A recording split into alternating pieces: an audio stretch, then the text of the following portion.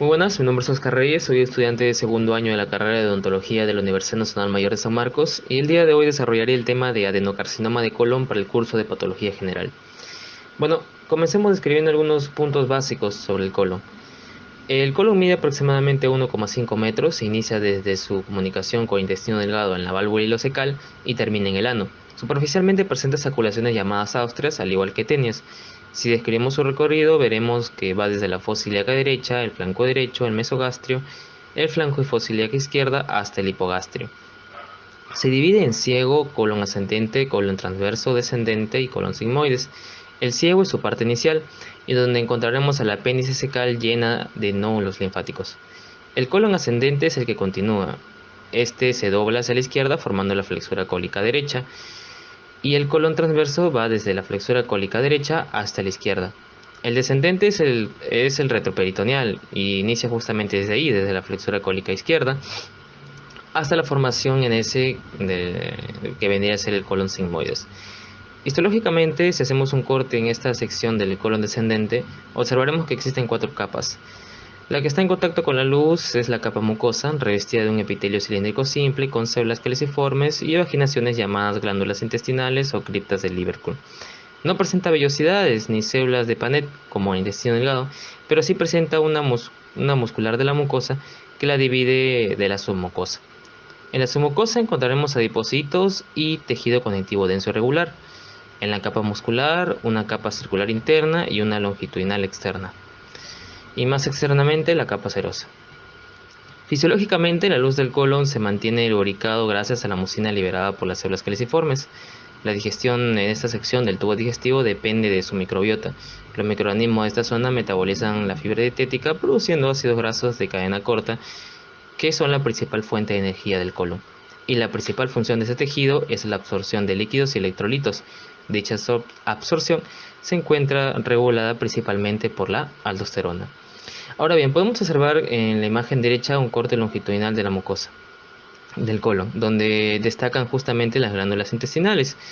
Y muestro esta imagen y hago énfasis en nombrar a las criptas de Lieberkühn, porque va a ser a partir de aquí, de estas criptas, donde se va a desarrollar la forma más común de cáncer de colon, la vía adenoma-carcinoma. Para entender bien esta parte, tengamos claro que las células del epitelio del colon, o sea, las células cilíndricas absortivas que revisten la mucosa, y las células caliciformes que se encuentran dispersadas en estas criptas, se van a remover cada 6 días a partir de las células madre progenitoras ubicadas en la región basal de las criptas. Las criptas intestinales se dividen en una zona de diferenciación y en una zona de proliferación.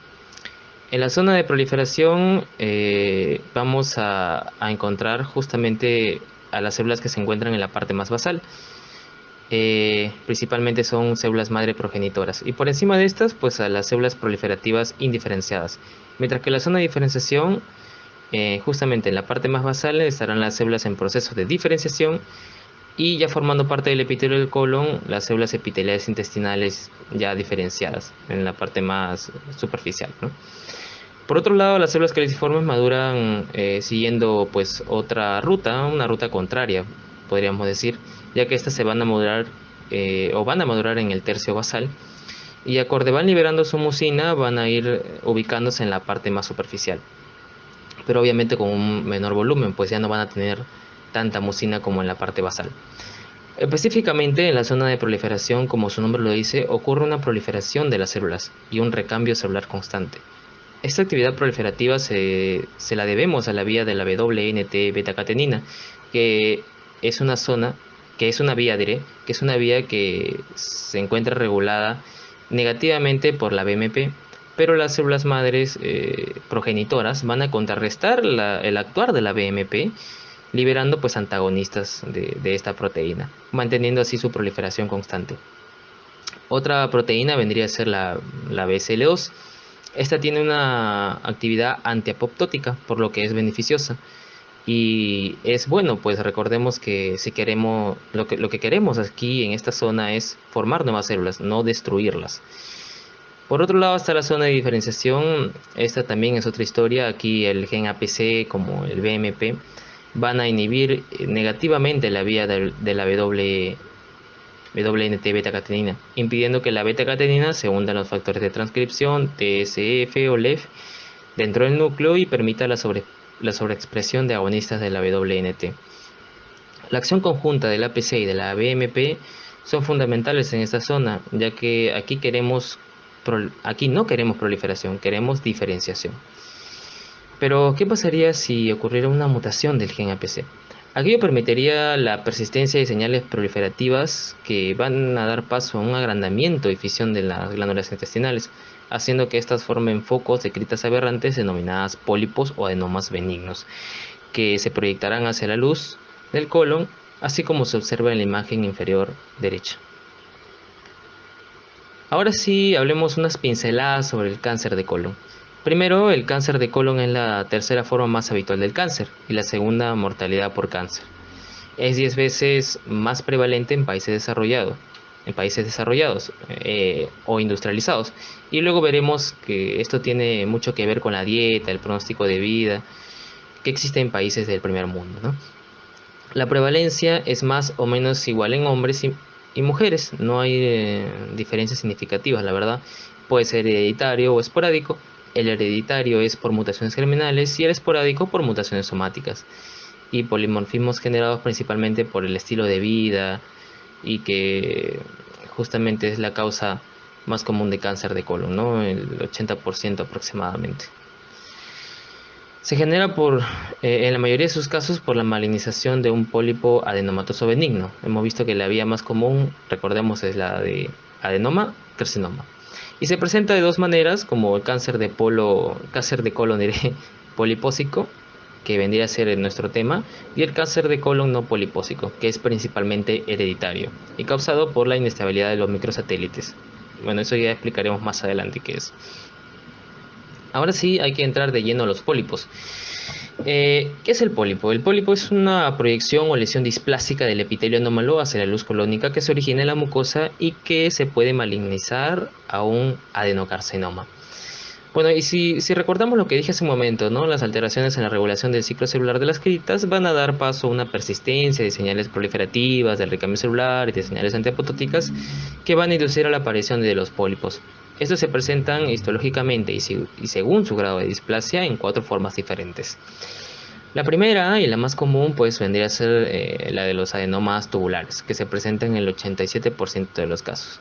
Tiene un 20% de componente velloso y en la mayoría de los casos son lesiones menores de 2 centímetros. También se ha visto que si estos adenomas adquieren una displasia leve, se pueden remover con una polipectomía completa, como una forma de tratamiento y de evitar su malignización.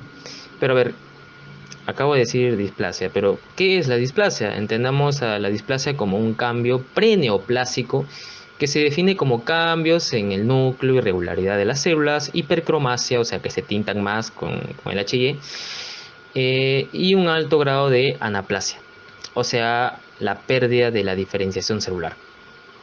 Histológicamente, en el adenoma tubular, las criptas de Lieberkühn se encuentran dispuestas en formas de abanico, con un tallo central característico que está revestido por un epitelio normal y no compromete a la submucosa, o sea, aspectos característicos de todo tumor benigno.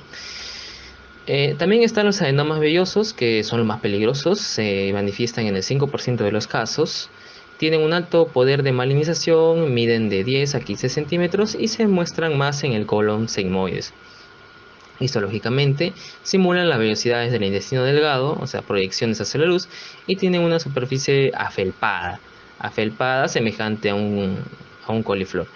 Y en más del 50% de los casos se va a malignizar.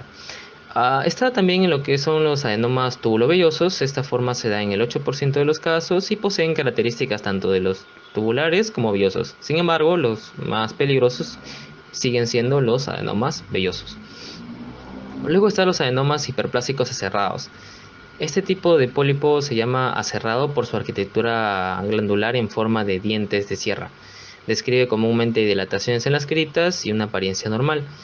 pero puede adquirir un grado de displasia, y en ese caso ya se le llama pues adenomas hiperplásicos aserrados, eh, dis- adenomas hiperplásicos aserrados, pero con un alto grado de displasia, o no, siguiendo su forma aserrada, ¿no? Los no displásicos o que no tienen un alto grado de displasia vendrían a ser el pólipo hiperplásico.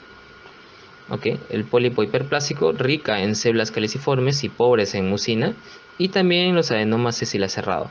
Y los displásicos vendría a ser el adenoma cerrado tradicional, que tiene un mayor número de células anormales que el adenoma sesila cerrado. Y el pólipo o los pólipos mixtos, característicamente, vamos a ver, e histológicamente también, que presentan justamente características de adenomas convencionales y de adenomas aserrados. A ver, puntos generales sobre los pólipos. Mencionar que todo pólipo tiene la capacidad de malignizarse. Cuanto más haya, más todavía, y acorde al tamaño también. Cuanto más grande es, más capacidad tiene o más riesgo hay de que éstas puedan invadir la submucosa. O sea, que se malignicen, ¿no? Eh, Cuando son de tamaños pequeños, o sea, menor de 2 centímetros, suelen ser asintomáticos, y si son largos, el paciente va a presentar hematoquesia, ¿no? O sea, sangre en las heces, anemia, y si el pólipo es ya demasiado grande, son comunes las diarreas, ¿no? Alteraciones electrolíticas y riesgo de prolapso. Según su distribución, el 43% se encuentra en el colon sigmoides, el 14% en el colon izquierdo, o sea, en el colon descendente, y el 10% en el colon transverso. Ahora sí, hay que ver en esta parte cómo pasamos de un adenoma benigno a un adenocarcinoma. Y pues para poder explicarla vamos a tener dos vías, la vía clásica y la vía alterna. La vía clásica es de un pólipo convencional a un pólipo maligno o adenocarcinoma, y se da a través de la vía supresora y de la vía mutadora. La vía alterna es de un pólipo aserrado a un adenocarcinoma, y se da por la vía aserrada. De manera general, un tumor se desarrolla por cambios en la secuencia del ADN, que podrían ser pues por delecciones cromosómicas, diré. Entendamos delecciones pues como aquellas mutaciones en las cuales se pierde el material genético o la copia de un gen. También puede ser por ganancias o pérdida de cromosomas enteros, y amplificaciones genéticas también, ¿no? Refiriéndome con amplificación a la sobreexpresión de copias de un gen. Y también a cambios epigenéticos que no causan un daño en sí al gen, sino a la expresión del mismo. Un ejemplo vendría a ser pues la metilación del gen, evitando que éste pues se pueda expresar. Ahora sí, entremos de lleno a la vía supresora. La vía supresora o de inestabilidad cromosómica se llama así justamente supresora porque en esta vía encontraremos mutaciones en células supresoras de tumores, como es el caso del APC, que es pues justamente la mutación gatillo para la formación de los pólipos, como vimos en un principio. Lo característico de esta vía es que se presenta en el 85% de los casos esporádicos. También puede ser hereditaria, pero es muy poco frecuente. Explica los casos de poliposis adenomatosa familiar por mutaciones germinales en el APC. Entendamos germinales pues cuando nacemos con ellas, y afecta más frecuente al colon distal. Y genera principalmente tres características fundamentales. La primera es la inestabilidad cromosómica, que se manifiesta como alteraciones en el cariotipo, con ganancia y pérdida de cromosomas, así como también translocaciones. Además, también hay desequilibrios alélicos en el brazo largo del cromosoma 5, en el brazo corto del cromosoma 8, en el brazo corto del cromosoma 17 y en el brazo largo del cromosoma 18. También se presenta aneploidía. ¿Y qué es la aneploidía? En términos resumidos, es un cromosoma extra o un cromosoma ausente, como la trisomía del par 21 o síndrome de Down. También se presenta la pérdida de la heterocigosidad. ¿A qué se refiere esto? Entenderlo realmente es algo complicado, pero puedo explicarlo de la siguiente manera. Un alelo representa las diferentes formas de un mismo gen que expresa una misma característica. Nosotros heredamos un alelo del padre y otro de la madre, ¿vale? Ahora, imaginémonos que nuestra madre nos regala una bicicleta para ir a la universidad y nuestro padre una scooter. Con ambas yo puedo ir a la universidad, pero si la bicicleta viene defectuosa de fábrica o nosotros mismos la malogramos por no haberla cuidado, nos queda todavía el scooter. Con él todavía puedo ir a la universidad. Pero si el scooter tampoco lo cuido, ya no me queda nada con que ir a la universidad. Entonces voy a desarrollar cáncer. Ok, ok. Em, Hay que entender bien la metáfora, ¿no? En lo que acabo de contar, la bicicleta y el scooter representarían unos aleros. Uno puede venir con uno malogrado de fábrica, ¿vale? O sea, mutado y heredado por la madre, en este caso, pero el otro es normal. Eso es heterocigosidad.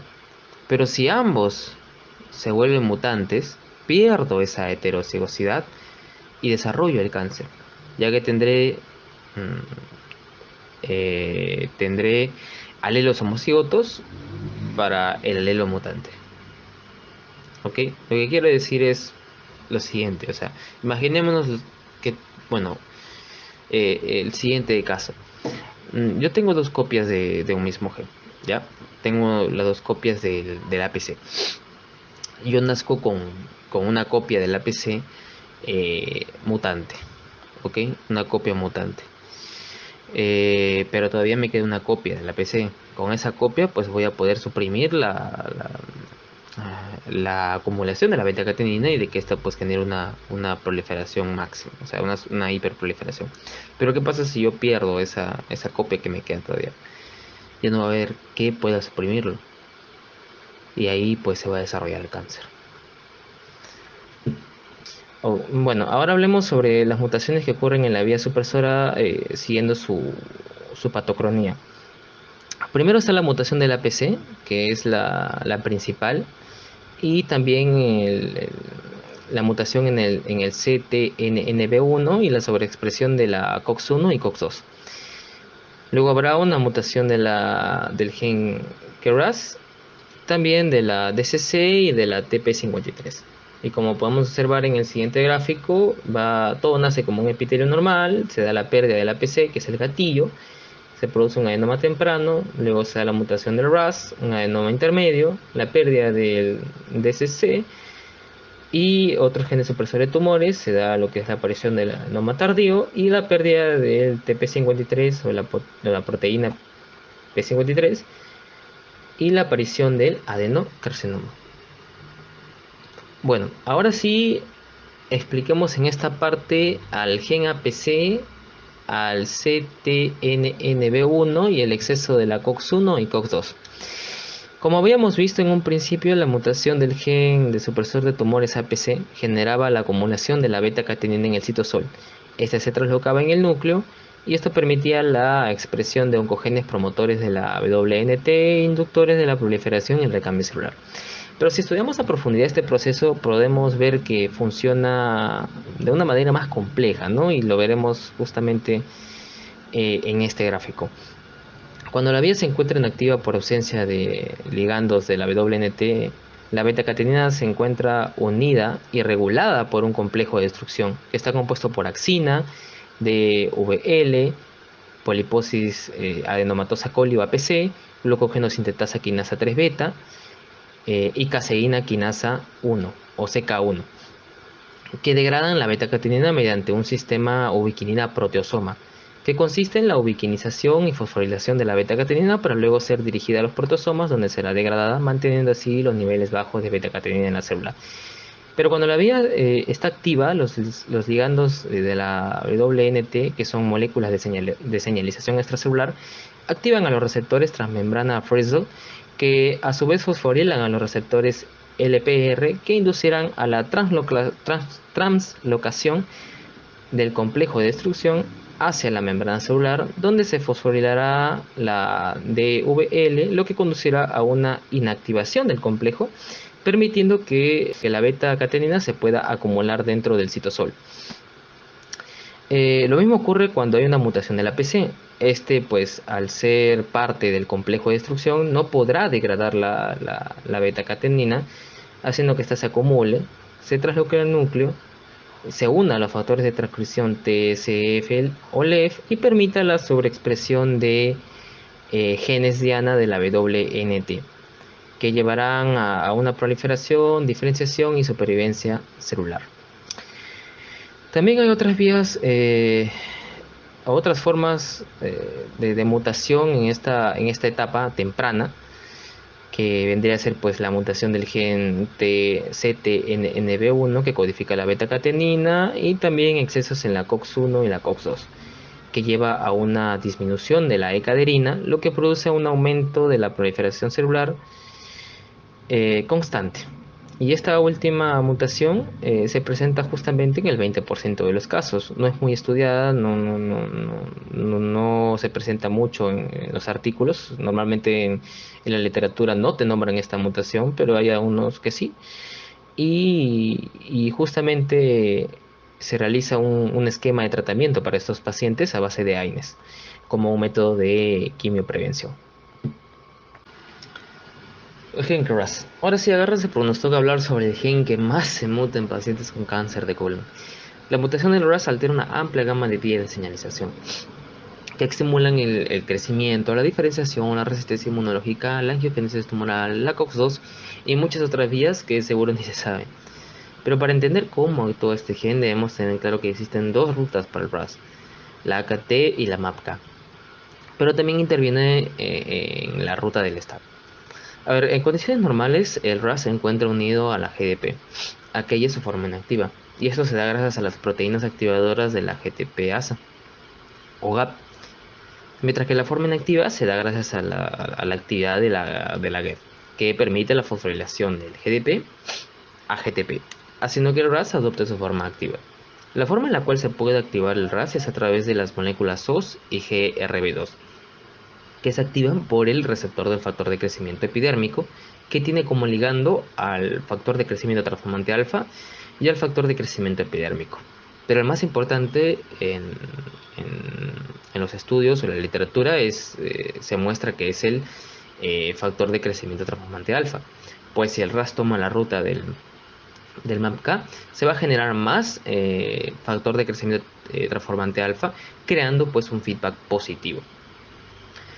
Si tomamos la ruta del AKT, el RAS activa la fosfatilina acetyltransquinasa o PI3K, que genera un segundo mensajero, el fosfatidilinositol 3,4,5 trifosfato o PIP3, a partir del fosfatidilinositol 4,5 bifosfato PIP2. A su vez, estimula la activación de la principal quinasa de supervivencia, la AKT. La AKT activada se trasloca al núcleo y fosforila varios objetivos involucrados en la supervivencia y el metabolismo celular, y también genera la pérdida de la función proapoptótica de miembros de la familia BSL2 que vimos en un principio. ¿Ok? Además, el AKT genera también una activación de la NFKB, que es un señalizador de la WNT, lo que conduce pues a una transcripción de genes de prosupervivencia. La activación oncogenética de este gen causa hiperplasia, pero no es la suficiente para poder iniciar el cáncer de colon. Aquí hay un puntito que no lo mencioné hace rato, que es que justamente esto se da, estas mutaciones que se dan en esta vía supresora, es en genes de baja penetrancia. ¿A qué me refiero con eso? De que se necesitan que varios genes se muten para que pueda pues aparecer el cáncer. O sea, no es tan simple como la mutación de un solo gen para que produzca el cáncer. Es que tiene que mutarse la APC o el RAS, luego veremos el DCC y otros más. Entonces, se necesita que se acumulen las mutaciones para que se puedan producir el cáncer en sí, ¿no? Se dice, ¿no?, de que un cáncer se produce por la acumulación de 5 a 7 mutaciones. Ok, me quedé en que la activación oncogenética de este gen pues causa una mayor proliferación de células, pero no es suficiente pues para poder generar el cáncer de colon. Sin embargo, este gen toma mayor importancia en otros cánceres, como por ejemplo el cáncer de pulmón, pancreático y hematopoyético. Entonces, la mutación del broncogen RAS se va a dar pues por mutaciones activadoras que son por la sobreproducción de los receptores de factor de crecimiento epidérmico, que se presenta justamente en un 22 al 77% de casos de cáncer de colon. O sea, ¿qué quiere decir? Que va a haber una mayor producción de estos receptores de factor de crecimiento epidérmico, por lo que va a haber una mayor actividad del RAS a través de los ligandos que ya mencioné, que vendría a ser el factor de crecimiento transformante alfa y el factor de crecimiento epidérmico. Por otro lado, también se ha visto que el gen RAS actúa en sinergia con la beta-catenina y con la NF-κB, que son señalizadores de la WNT, promoviendo la proliferación celular y la no diferenciación del epitelio del colon. También se ha demostrado de que el RAS oncogenético induce a la liberación de citoquinas y quimiosinas proinflamatorias como la interleuquina 6, interleuquina 8 y la VEGF, que actúan de manera paracrina y autocrina para estimular la angiogénesis tumoral. ¿Qué quiere decir eso? Que no solo las propias células tumorales inducen a la angiogénesis, sino que también las del microambiente tumoral. Aquello ocurre porque las mismas células tumorales estimulan macrófagos y miofibroblastos a producir sus agentes angiogénicos. Increíble, ¿no? De la misma manera, regulan negativamente a la proteína antiangiogénica trombopostina 1, ¿no? Aumentando así la angiogénesis tumoral. Otro mecanismo del gen RAS es el escape de los mecanismos de inmunovigilancia. Al inhibir la vía IFN-STAT, así reduce la capacidad antiproliferativa de los interferones y mantiene pues su crecimiento. Finalmente, cuando se detectan mutaciones en pacientes con cáncer de colon, eh, se utiliza pues mutaciones en el gen RAS, se utiliza pues medicamentos con anticuerpos monoclonales como el cetuximab y el panitumumab, que inhiben la unión del factor de crecimiento transformante alfa y del factor de crecimiento epidérmico al receptor del factor de crecimiento epidérmico. O sea, ya se unen y lo que hacen es evitar de pues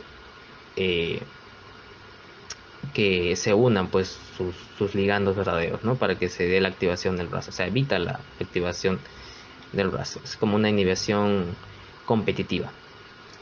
Vale, ahora entremos al siguiente gen, que vendría a ser el DDC y la del TP53. Ya para terminar con la vía supresora, veamos la delección del gen DCC o eliminado del cáncer de colon y la mutación del gen TP53, conocido como el guardián del genoma. El gen DCC es un gen supresor de tumores que se inactiva al igual que el APC por una pérdida de la heterocigosidad, que en el caso de la DCC es en el brazo largo del cromosoma 18. El DCC es una proteína transmembrana que tiene como ligando a la nefrina y como antagonista a la caspasa 9. Se describe como una molécula de adhesión celular involucrada en las interacciones de célula y célula y de célula matriz. Y está relacionada con el crecimiento tumoral y metástasis. Por otro lado, el gen TP53, localizado en la región 13 del brazo largo, no, en la región 13 del brazo corto del cromosoma 17, que codifica la proteína P53, está asociada con la etapa final de la enfermedad. Hoy se presenta en el 80% de los pacientes que sufren metástasis colorectales. Entonces, veamos que el estrés celular, el daño al ADN, la erosión de los telómeros, la hipoxia y agotamiento de nutrientes activan a este gen P53, a este gen TP53. Lo que conduce pues a una detención del ciclo celular. Entonces el P53 va a detener el ciclo celular, evitando pues de que la célula entre en la fase S, donde va justamente gracias a ese paro, ese stop, va a reparar el ADN. Si se repara el ADN, esta proteína P53 se va a degradar. Si no, va a conducir a la senescencia o paro permanente del ciclo. Y si aún persiste, ¿no?, en el tiempo, se va a dar pues la apoptosis de la célula. Ahora bien, hay dos tipos de P53. El P53 de tipo sin sentido y el P53 de tipo salvaje. La pérdida de la heterocigosidad del tipo salvaje va a ser la causante del cáncer en sí, pues está relacionado con la pérdida de la función de este P53, que es el guardián del genoma, como hemos mencionado, ¿no? Mientras que el tipo sin sentido genera una ganancia de la actividad de la P53, lo que se asocia con un mejor pronóstico para los pacientes con cáncer, e inclusive se ha demostrado que inhibe la acción de los P53 de tipo salvaje restantes por un mecanismo llamado dominante negativo. Para seguir la línea de los opresores, vamos a ver la delección del P53 de tipo salvaje, ¿no?, que en sí es el causante, ya que el otro es beneficioso, como mencionaba.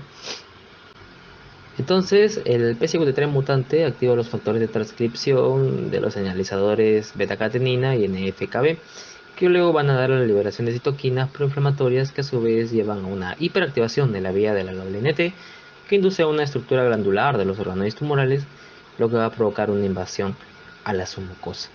Y esto también se da pues gracias al microambiente inflamatorio que se generó por las citoquinas liberadas en un principio. Así, señores y señoras, pasamos de un adenoma a un adenocarcinoma. Ahora veamos una perspectiva general de todas las mutaciones que se han ocurrido hasta el momento en la vía supresora. Hemos visto, ¿no?, que eh, la pérdida de la heterocigosidad ha llevado a la progresión de una mucosa normal hasta un adenoma temprano por la mutación de la PC, un intermedio por el KRAS, uno tardío por la pérdida del DCC y el desarrollo del cáncer eh, del cáncer en sí por la mutación de la TP53 de tipo salvaje. Y así como se ve pues en la imagen derecha es como el adenoma ha evolucionado, pues aumentando su tamaño y con ello su grado de displasia hasta la aparición del tumor maligno. En este gráfico podemos ver también lo que mencioné hace un momento, que ocurre una alteración también de la vía de la ciclooxigenasa, lo que lleva pues a que se dé como tratamiento a AINES para reducir los efectos de desarrollo del cáncer, ¿no?, así como también el folato, el calcio y el estrógeno.